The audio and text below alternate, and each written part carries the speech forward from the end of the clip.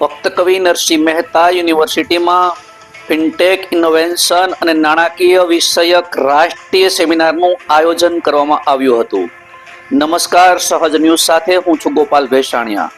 Junagadh Bhakta Kavi Narsinh Mehta university commerce management વિભાગ દ્વારા veterinary કોલેજના સભાખંડમાં fintech innovation and financial inclusion for sustainable development of Viksit Bharat 2047 વિષયક એક દિવસીય રાષ્ટ્રીય સેમિનારનું આયોજન કરવામાં આવ્યું હતું.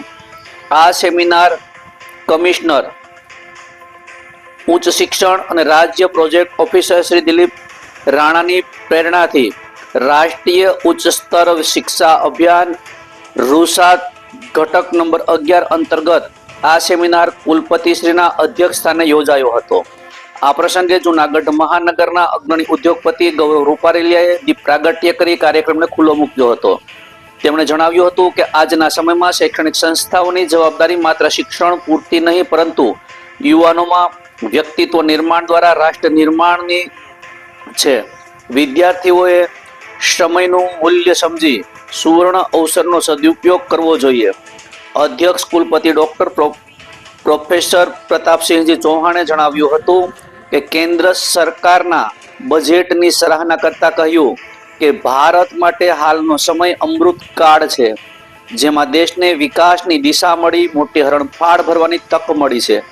તેમણે જણાવ્યું હતું કે શિક્ષકો અને યુનિવર્સિટીઓએ વિકસિત ભારતના નિર્માણ માટે સંશોધન અને નવીન વિચારો પર ભાર મૂકવો જોઈએ.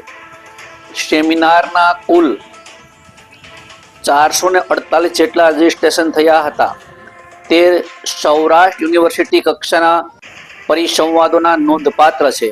અંદાજે 150 સંશોધન પત્રો રજૂ થયા, જેમાં 104 પેપરને બેસ્ટ પેપર તરીકે પસંદગી કરી તેમનું સારાંશ પુસ્તક રૂપે પ્રકાશિત કરવામાં આવ્યું છે. તજજ્ઞ વક્તા તરીકે શ્યામજી કૃષ્ણ વર્મા યુનિવર્સિટી કચ્છના પ્રોફેસર વિજય વ્યાસે વિદ્યાર્થીઓમાં વ્યવસાયિક કૌશલ્યના વિકાસ પર ભાર મૂક્યો હતો, જ્યારે રિસર્ચ પર્સનલ પ્રોફેસર જયદીપ ચૌધરીએ વિકસિત ભારત 2047ના વિઝન અંગે વિગતવાર માર્ગદર્શન આપતા જણાવ્યું હતું કે આગામી 25 વર્ષ યુવાનો માટે નિર્ણાયક રહેશે અને દેશના ભવિષ્યમાં નિર્માણ યુવાનોની ભૂમિકા મહત્વપૂર્ણ રહેશે. કાર્યક્રમની શરૂઆત પ્રોફેસર ભાવસિંહ ડોડિયાજીએ કરી હતી. સેમિનારની ભૂમિકા રજૂ કરી ડોક્ટર નવનીત વર્માએ આમંત્રિત મહેમાનોનું સ્વાગત કરી પુષ્પગુચ્છ અને સ્મૃતિ ચિહ્ન અર્પણ કર્યા. અંતમાં ડોક્ટર દિનેશ ચાવડાએ આભાર દર્શન વ્યક્ત કર્યું હતું.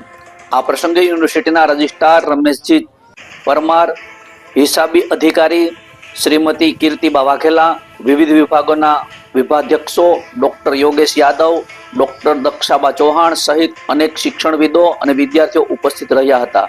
બ્યુરો રિપોર્ટ, સહજ ન્યૂઝ, જૂનાગઢ.